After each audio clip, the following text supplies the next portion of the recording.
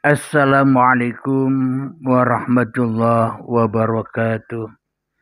Bismillahirrahmanirrahim. Ashhadu an la ilaha illallah wa ashhadu anna Muhammadar Rasulullah. Allahumma salli ala sayyidina Muhammad wa ala ali sayyidina Muhammad. Rabbi shrah li sadri wa yassir li amri wahlul 'uqdatam min lisani yafqahu qawli. Amin. Bismillahirrahmanirrahim. Salam hormatku, salam ta'zimku selalu buat para sahabat-sahabatku tercinta, baik yang ada di dalam ataupun yang ada di luar negeri. Semoga kita semua senantiasa selalu di dalam lindungan Allah Subhanahu wa taala. Amin ya rabbal alamin. Alhamdulillahirabbil alamin. Marilah kita buka di dalam Al-Quran surat Al-Baqarah ayat yang ke-28.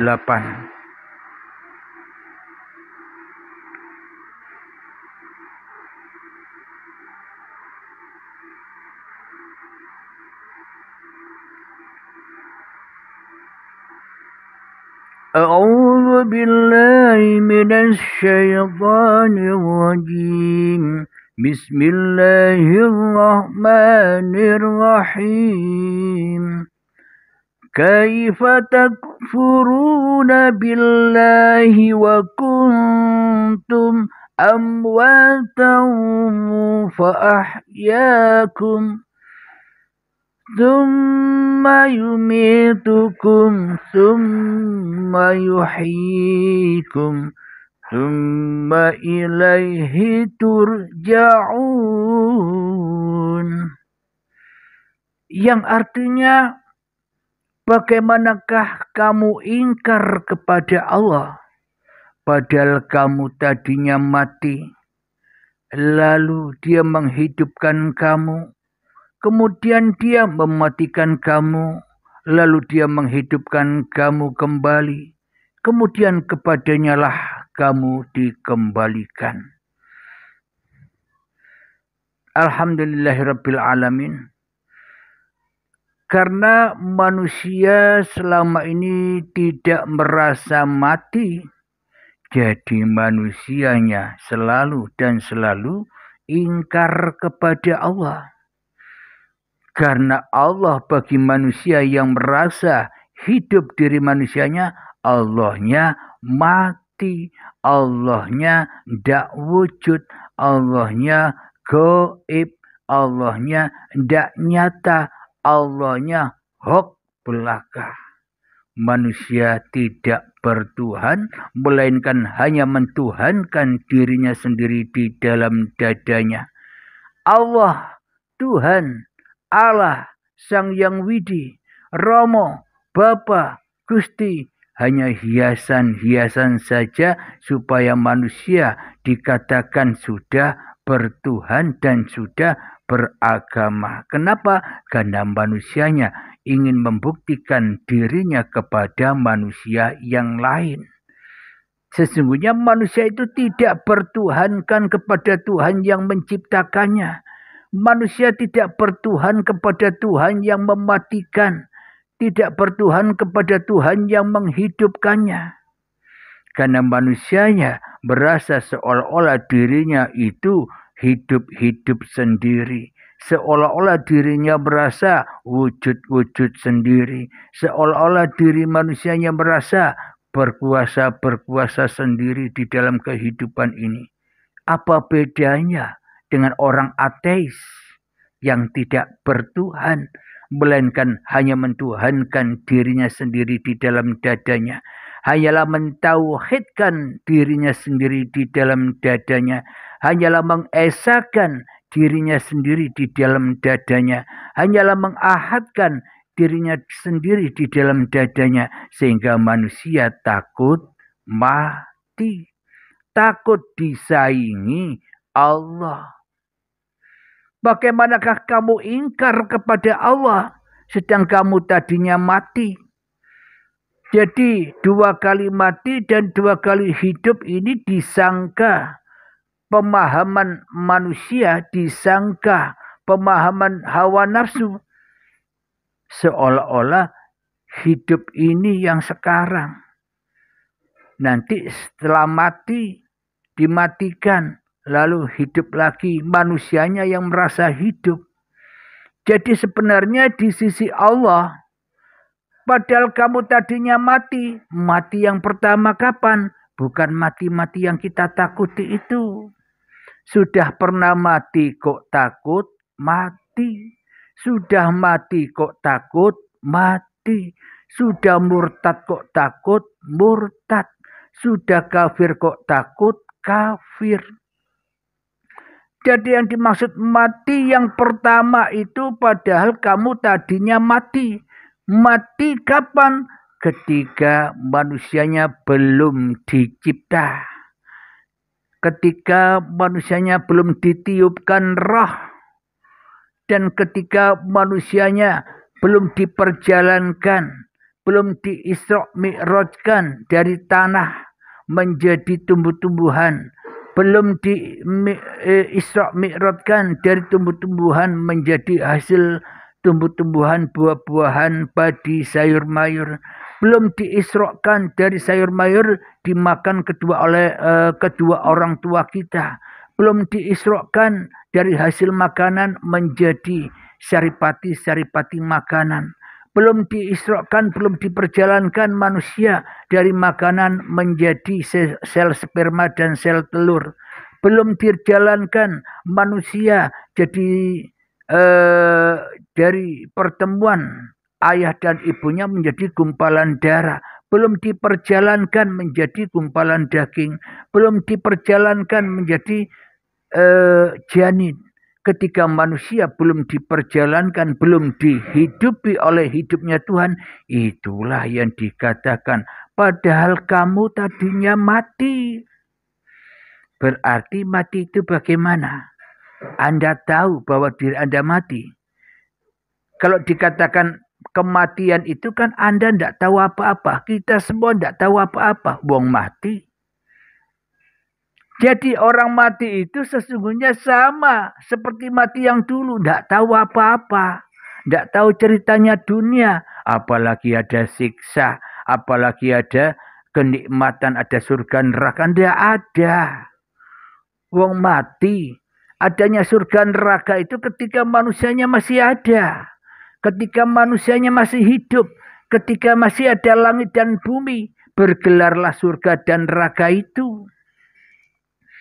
Jadi yang dikatakan padahal kamu tadinya mati lalu dia menghidupkan kamu. Mulailah dihidupkan manusia. Ditiupkanlah uripe Allah memperjalankan tanah. Karena semua manusia datangnya dibuatnya dari tanah. Sama dengan penciptaan Adam dulu. Dari tanah diperjalankan menjadi tumbuh-tumbuhan. Dari tumbuh-tumbuhan diperjalankan lagi diproses cikal bakalnya badan ini menjadi buah-buahan, sayur dan padi. Itulah kenikmatan-kenikmatan surga yang dikatakan orang-orang yang mendapatkan kenikmatan surga. Ini kan sudah pernah aku makan dulu waktu di surga. Ya ketika manusianya belum ada. Yang ada hanya Allah. Kapan kita merasakan nikmat-nikmatnya surga? Wong kita ndak ada, wong kita mati.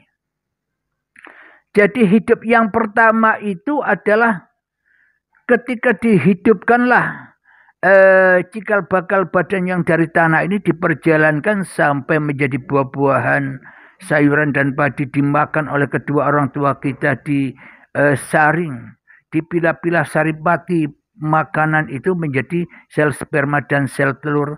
Bertemulah calon-calon kedua orang tua kita menikah. Akhirnya menjadi gumpalan darah. Diperjalankan menjadi gumpalan daging. Saat menjadi gumpalan daging ada peringatan lagi. Kutiupkan rohku. Maknanya manusia diingatkan bahwa hidup yang menghidupi manusia itu ya Allah. Ruhullah. Roh kudus. Roh yang suci.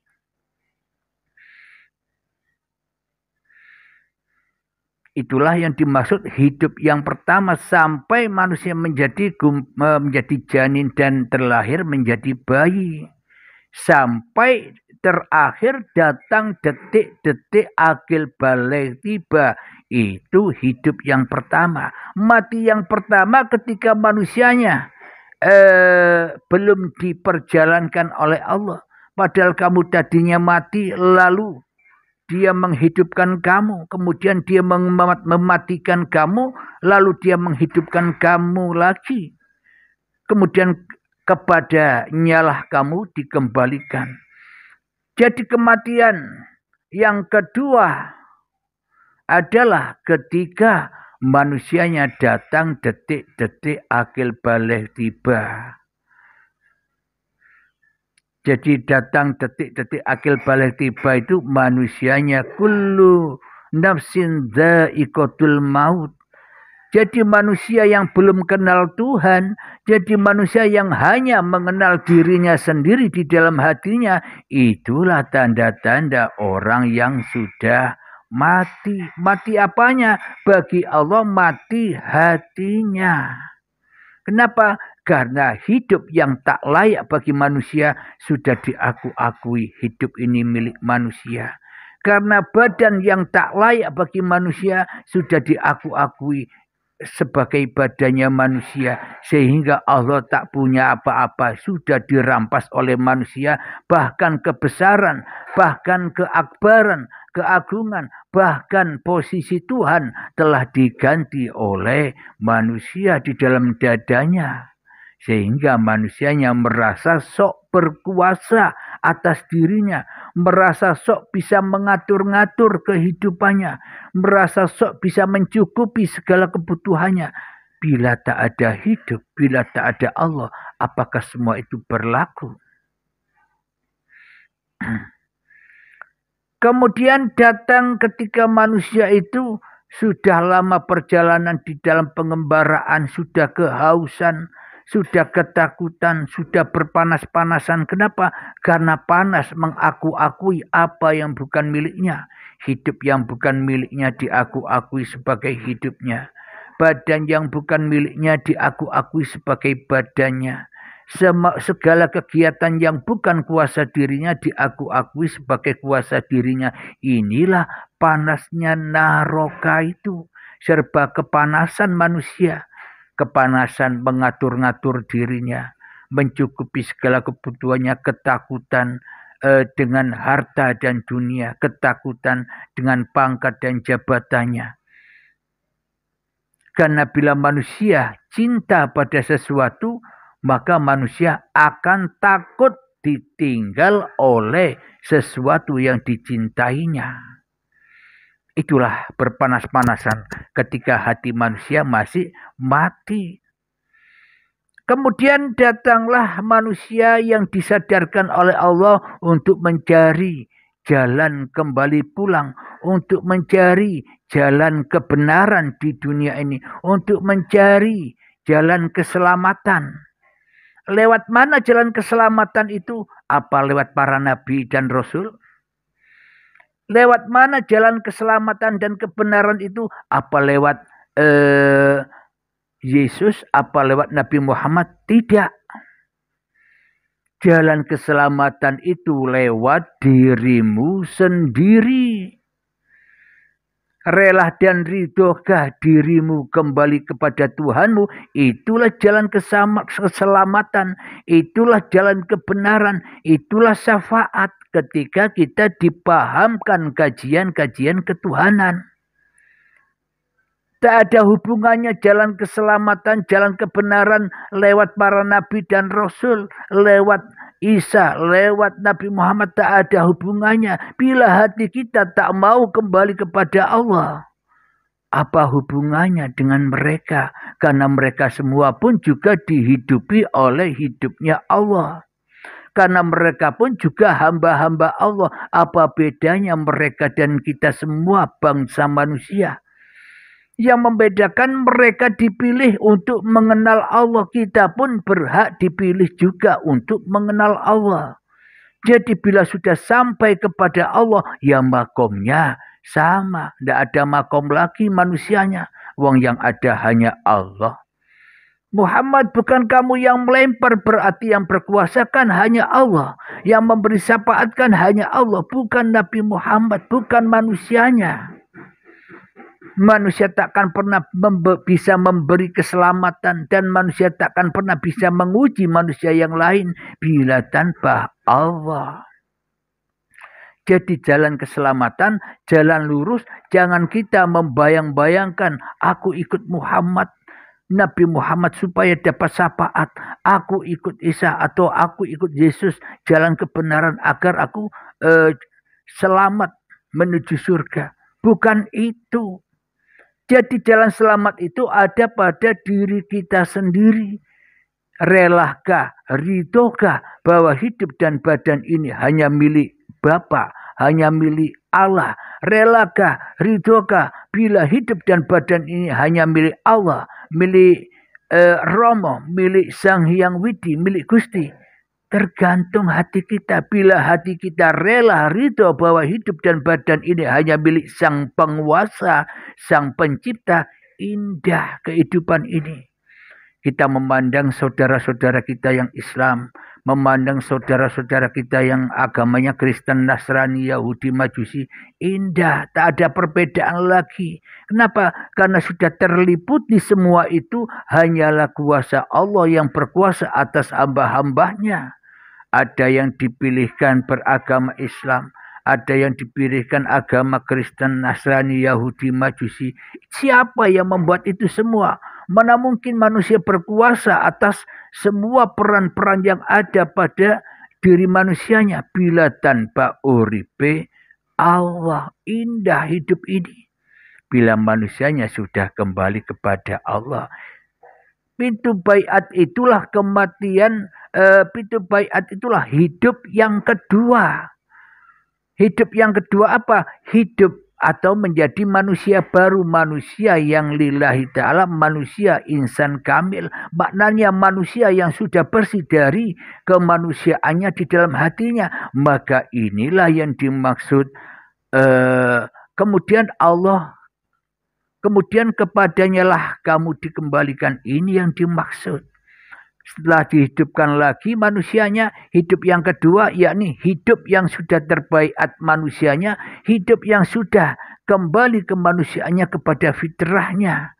Manusia yang bukan apa-apa, manusia yang bukan siapa-siapa. Kenapa? Karena apa-apa dan karena siapa-siapa itu yang ada hanya Allah.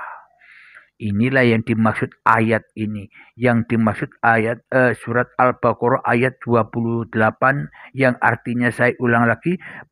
Bagaimana kamu ingkar kepada Allah padahal kamu tadinya mati, lalu dia menghidupkan kamu, kemudian dia mematikan kamu, lalu dia menghidupkan kamu kembali, kemudian kepadanya lah kamu dikembalikan. Ini maknanya. Jadi bukan besok yang katanya diceritakan alam misteri melewati, untuk melewati ini semua lewat alam kubur, siksa kubur, alam barzah, hari kebangkitan, hari kiamat, hari pembalasan pertanggungjawaban, wasiratul mustaqim, neraka, surga dan sebagainya. Itu hanya simbol kiasan yang ada di dalam setiap diri manusia. Karena manusianya tidak mau pulang kampung, tidak mau masuk ke dalam dirinya. Manusia disibukkan mencari ilmu-ilmu. Manusia disibukkan mencari pemahaman-pemahaman yang ada di luar dirinya. Ya maka manusianya tersesat dari jalan Allah. Karena manusia mensuci-sucikan yang di luar, tidak mensucikan yang di dalam.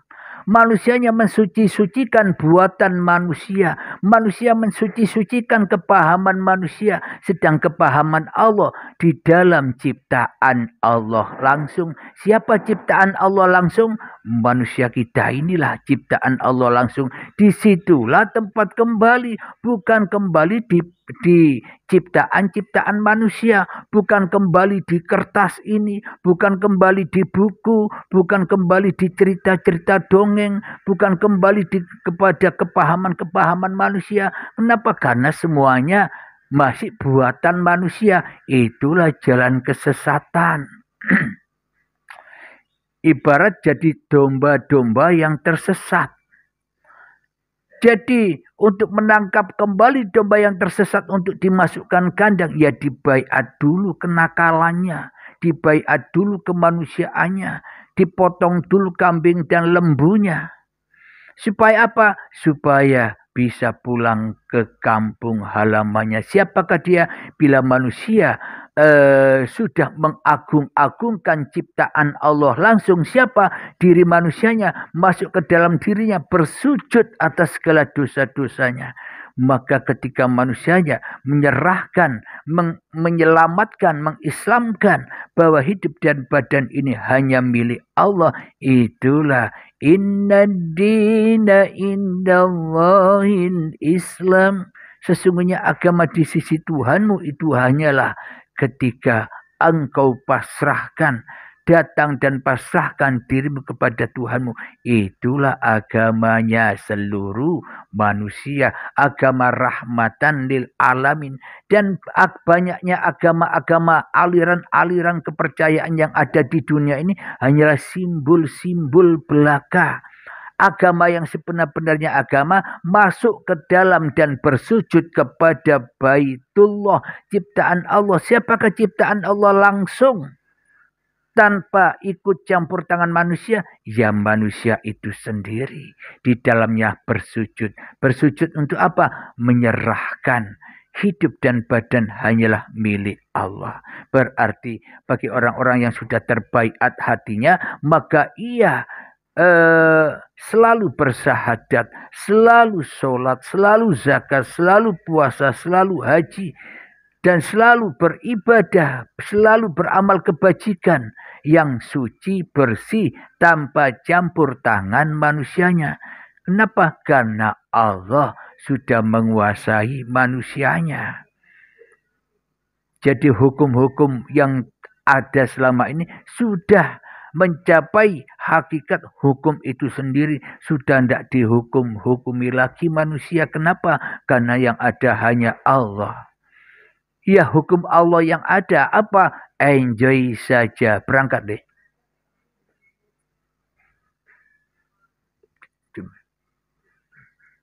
Hati-hati jalan ya.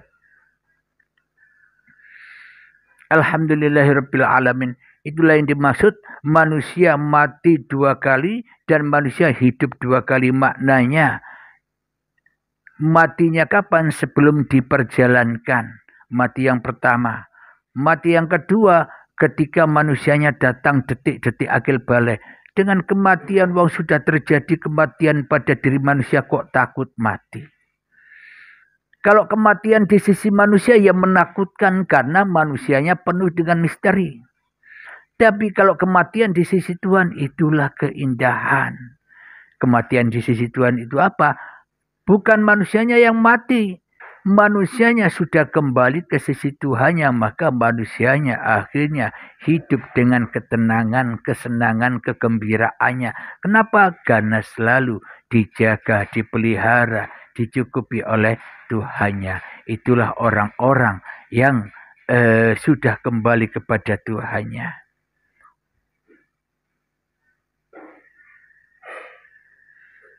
Alhamdulillahirabbil alamin. Semoga saya dan semoga kita semua senantiasa selalu dilindungi, dijaga, dicukupi oleh Allah Subhanahu wa taala.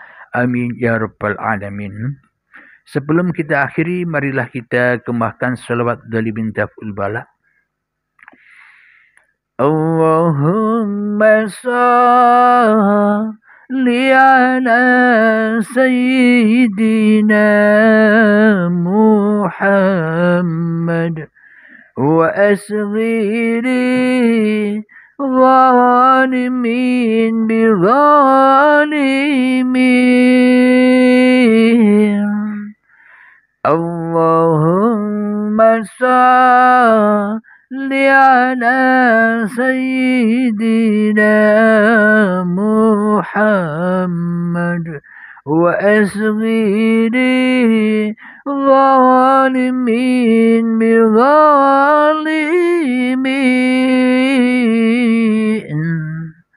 وأخرجنا